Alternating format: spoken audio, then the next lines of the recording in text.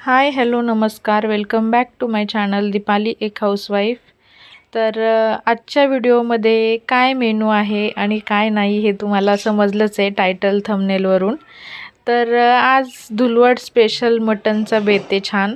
आणि विचार केला तुमच्याशी पण रेसिपी शेअर करते, कारण रेसिपी मी मटनची आपल्या चॅनलवरती शेअर केलेली आहे. पहिली बिर्याणीची पण केलेली आहे, चिकन बिर्याणी, आणि मटनची पण केली, पण खूप दिवस झाले आणि आता बरेच नवीन सबस्क्रायबर्स आपल्यासोबत जोडले गेलेले आहेत.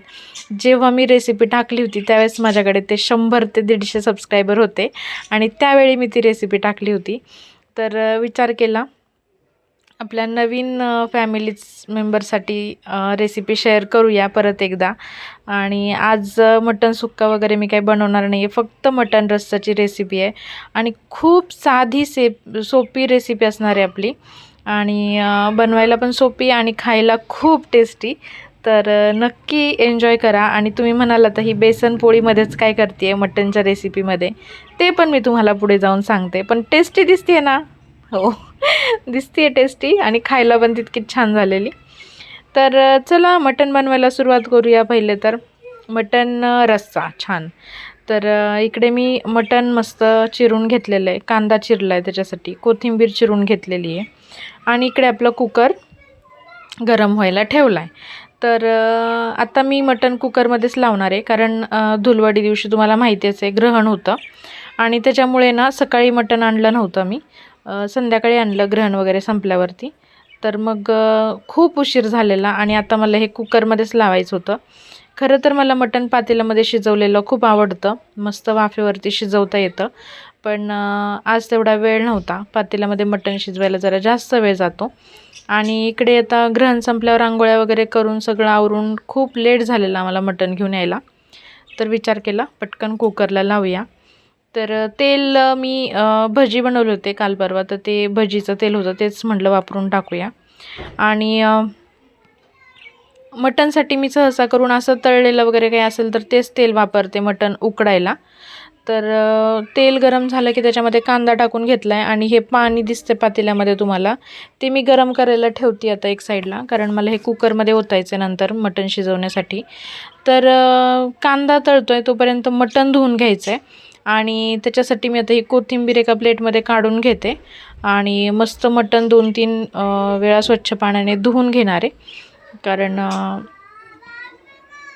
थोडीशी वास वगैरे मटणची जाते आणि फ्रेश वाटतं ते आपल्याला खायला पण. तर मस्त मटण धुवून घेतलं आहे आणि कांदा पण आपला तळत आलेला आहे. तर हळद वगैरे टाकून घ्यायची त्याच्यामध्ये, पाहू शकता कांदा लाल झालेला आहे. आणि आता मी त्याच्यामध्ये हळद घालून घेणार आहे. तर हळद, मीठ, मसाले सगळं काही तुमच्या अंदाजाने घ्या, तुम्हाला जसं पाहिजे. पण रेसिपी मी फक्त खूप साधी सोपी रेसिपी आहे म्हणून मी तुमच्याशी शेअर करते. अद्रक लसूण घालायचं नाही आहे, कांदा टोमॅटोची पेस्ट घालायची नाही आहे. आणि मस्त खूप सोप्या पद्धतीने आपण बनवणार आहोत मटण. आणि तुम्ही पण नक्की बनवून बघा मी ज्या पद्धतीने बनवते आहे. तर हळद वगैरे परतून झालेली आहे कांदा परतल्यावरती, आणि आता त्याच्यामध्ये मी मटण घालते धुवून घेतलेलं. आणि हेच मटण छान मिक्स करून घ्यायचं आहे. आणि नंतर त्याच्यामध्ये आपल्याला मीठ वगैरे घालायचं आहे. तर सुरुवातीला तर मी त्याला पळी लावत नाही आहे लगेच, पहिलं तर असंच मिक्स करून घेते. छान मटण मिक्स करून घेतलं की आपण त्याच्यामध्ये आता मीठ टाकून घेऊया.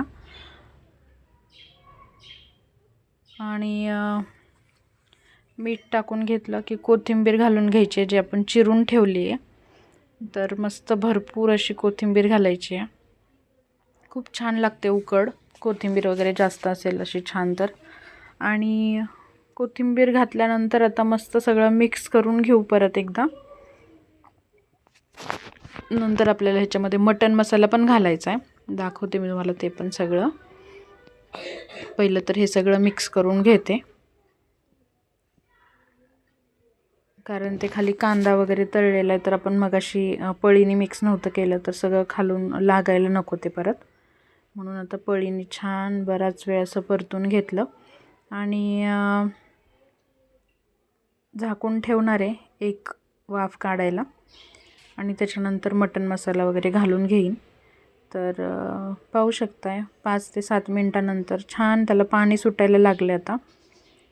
आणि किती छान दिसतंय, कलर पण छान आलाय, हळद आणि कोथिंबीर वगैरे घातली ती भरपूर त्याच्यामुळे. तर आता ह्या स्टेजला आपण त्याच्यामध्ये मटण मसाला घालूया आणि परत एकदा मस्त मिक्स करून घेऊया, कारण मसाला पण सगळीकडे असा लागला पाहिजे.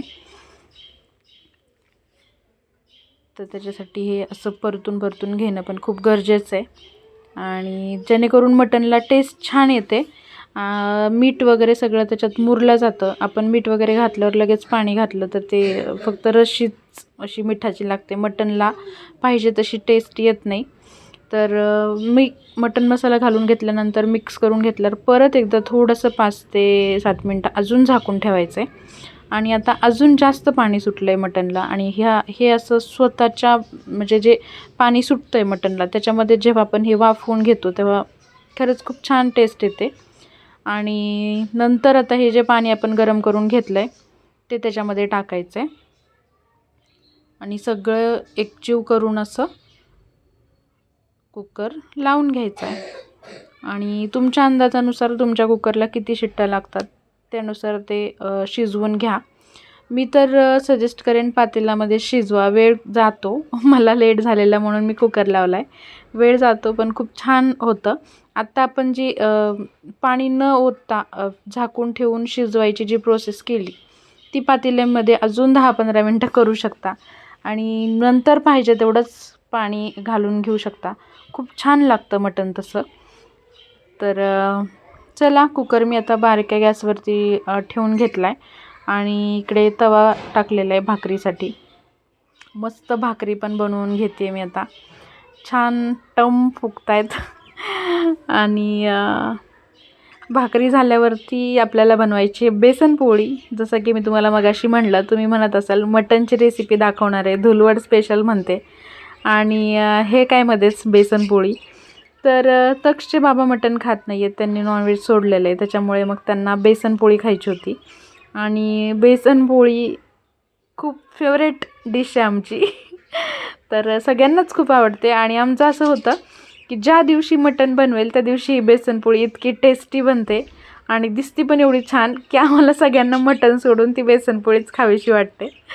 तर का असं होतं माहीत नाही. ज्या दिवशी नॉनव्हेज बनवेल तेव्हा त्यांना जी व्हेज भाजी बनवलेली असेल तीच खायची जास्त इच्छा होते. तर मुलं पण मागायला लागलेली की मिठाची पोळी पाहिजे म्हणून. म्हटलं एवढं मटण आणलं ते काय करायचं, पण मी खाल्लीच थोडीशी. खूप छान झालेली बेसनपोळी पण, मस्त कांदा कोथिंबीर घालून लाल चटणी वगैरे आणि बघूनच तोंडाला पाणी सुटत होतं. खूप भारी टेस्टी लागत होती आणि गरम गरम कडक कडक बेसनपोळी आणि गरम गरम भाकरीसोबत हा हा हा नाही, इमॅजिन करू शकता फक्त. आणि खाऊन बघायचं असेल तर खरंच बनवून घ्या आणि खा. बघा खूप छान लागते गरम गरम ज्वारीच्या भाकरीसोबत कडक कडक अशी बेसनपोळी लाल चटणीची, ते पण त्याच्यामध्ये कांदा आणि कोथिंबीर भरपूर घातलेली.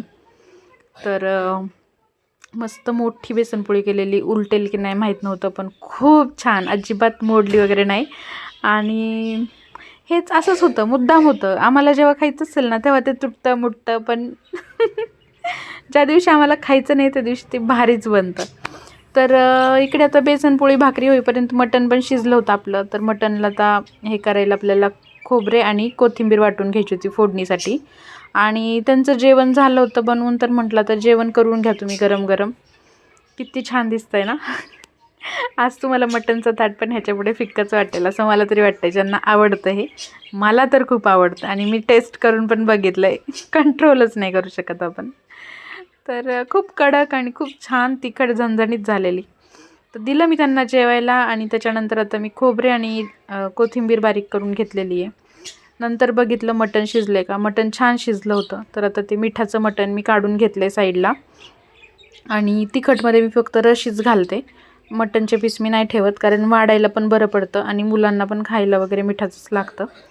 तर तसंच. आणि असं नाही आहे की मुलांना खायचं आहे म्हणून सगळंच मिठाचं काढून ठेवलं आहे. मी सहसा मटणमध्ये पीस घालत नाही, फक्त मिठाची जी रशी असते उकडची ती घालते तिखटवाल्या मटणच्या रशीमध्ये. कारण वाढताना आपल्याला ना खूप सोपं जातं आणि खायला खूप टेस्टी लागतं असं. तर त्याच्यामुळे पीस सगळे मी साईडला काढून ठेवते. तर पाहू शकताय पातेलं ठेवलं, त्याच्यामध्ये तेल गरम केलं भरपूर असं आणि मग नंतर आपण खोबरे आणि कोथिंबीरची वाटून घेतलेली ती फोडणीसाठी घातलेलं आहे. आता ह्याच्यामध्ये आपल्याला घरचा मसाला घालायचा आहे, साठवणीचा जो आपला काळा मसाला असतो तो. आणि बाकी मी दुसरं काहीच नाही घालणार आहे ह्याच्यामध्ये, मिरची पावडर वगैरे काहीच नाही. तरी पण ह्या मसाल्याने पाहाल तुम्ही किती छान तरी येते.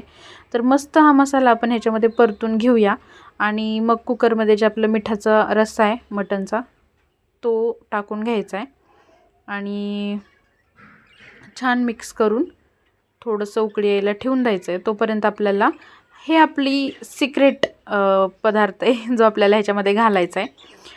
फुटाणे म्हणजे भाजायचे नाही काय नाही, फक्त असेच वाटायचे, पाणी घालून मस्त मऊ असं वाटून घ्यायचं आणि रश्शीमध्ये टाकून घ्यायचं, जेणे आपल्या भाजीला रश्शीला दाटसरपणा येतो. आणि नंतर मग फुटाण्याचा कूट घातला की त्याच्यामध्ये तुम्हाला पाहिजे तेवढं पाणी घालून घ्यायचं आहे, घट्ट पातळ भाजी कशी पाहिजे. आणि झाली आहे भाजी, रेडी आहे. म्हणजे आपल्याला ह्याच्यामध्ये आता थोडंसं मीठ घालून घ्यायचं आहे, कारण आपण ह्याच्यामध्ये पाणी घातलं आहे, फुटाण्याचं कूट घातलं आहे आणि मसाला घातलेला आहे. तर मसाल्याने ऑलरेडी तो आळणी असतो आणि त्याच्यामध्ये जास्त आळणीपणा येतो त्याच्यामुळे. आणि आता मीठ घातल्यानंतर ह्याच्यामध्ये मी घातला आहे मटण मसाला परत एकदा. तर सगळं काही घालून झालं आहे भाजीमध्ये. मस्त आता हे बारीक गॅस करून उकळायला ठेवून द्यायचं आहे आणि तोपर्यंत आता मला मुलांना जेवायला द्यायचं आहे, कारण खूप भूक लागली आहे. आणि मी मगाशी म्हटलं तसं खूप मटण आणायला खूप उशीर झाला होता आम्हाला, त्याच्यामुळे आता वाट बघून बघून थकलेली मुलं. आणि इकडे आता मी ह्यांना जेवायला घेतलं आहे. नंतर मुलांना जेवायला देऊन झाल्यावरती मला जेवायला घ्यायचं होतं. भाजी पाहू शकताय किती छान किती टेस्टी झाली आहे. आणि ही आहे आपली मिठाची उकड. तर चला माझ्यासाठी जेवायला बनवून ताट करून घेते. तर भाकरी, मीठ, कांदा, लिंबू घेतलेलं आहे आणि आता ह्याच्यानंतर मी मस्त छान मटण वाढून घेणार आहे पहिले आणि मग ह्याच्यावरती आपल्याला भरपूर अशी तरी आणि रशी टाकायची आहे. खूप भारी लागतं, असं कधीतरी बनवून बघा. रेसिपी कशी वाटली आहे कमेंट करून नक्की सांगा. चॅनलला सबस्क्राईब केलं नसेल तर सबस्क्राईब करून घ्या. मी एक हाऊसवाईफ आहे, तुम्हाला माहितीच झालं आहे. आणि मी माझ्या घरातलं माझं डेली रुटीन असेल, मुलांसोबतचं काही असेल, हेच सगळं दाखवण्याचा प्रयत्न करत असते.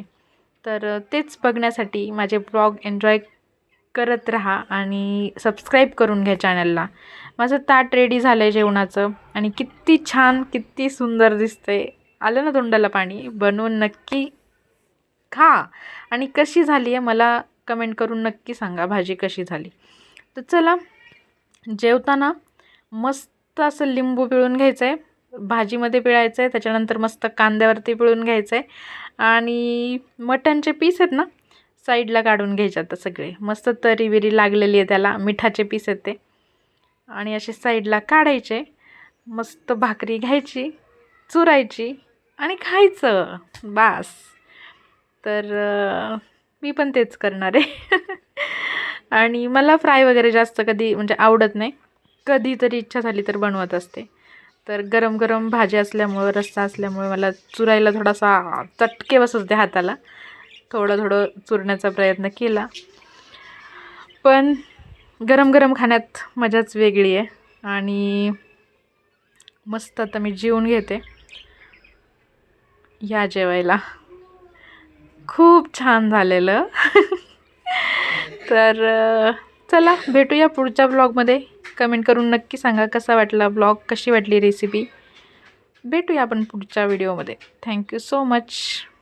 बाय.